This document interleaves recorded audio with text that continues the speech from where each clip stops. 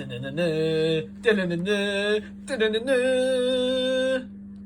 TV. How do and welcome back to Edgar TV, where today we're going to try some more wacky darts. Now, you've seen me throw the little tiny 50p ones, we've tried the really light ones, we've tried the really heavy ones, which was also really long.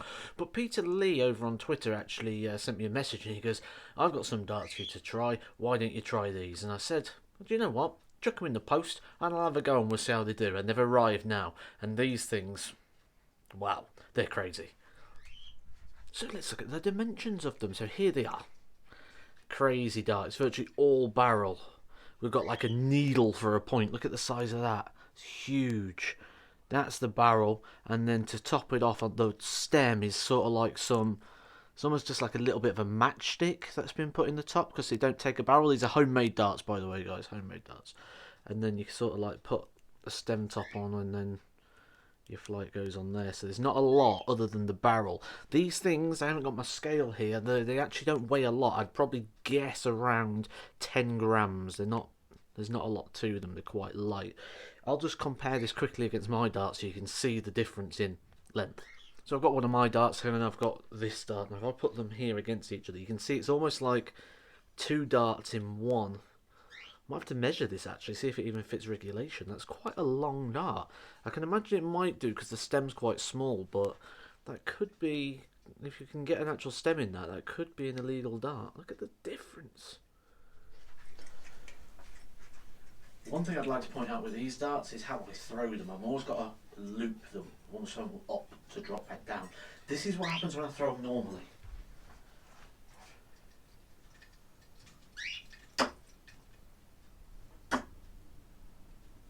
See, when I throw them normally, they drop down, so I can't get the height on them. So I've got to change my throw to accommodate these darts. Let's see how we do. So the way we've tested darts so far is a leg of 301, and that's exactly what we're going to do here. Great start by the primetime player, straight in the treble 20. But as with wacky darts, you get a little bit of inconsistencies in these things, and that's 100 there to start off. Again with these darts, you can't fully tell. You'll see here the primetime player has to check. It's actually 80 scored. The fact the darts are so long and thin, it's just so hard to see where they land. But 105 there sets up the finish. Could be new record. 13 darts is the best to beat. He's done a 13, a 14, a 14, and this could be a 9. Double 8 remaining.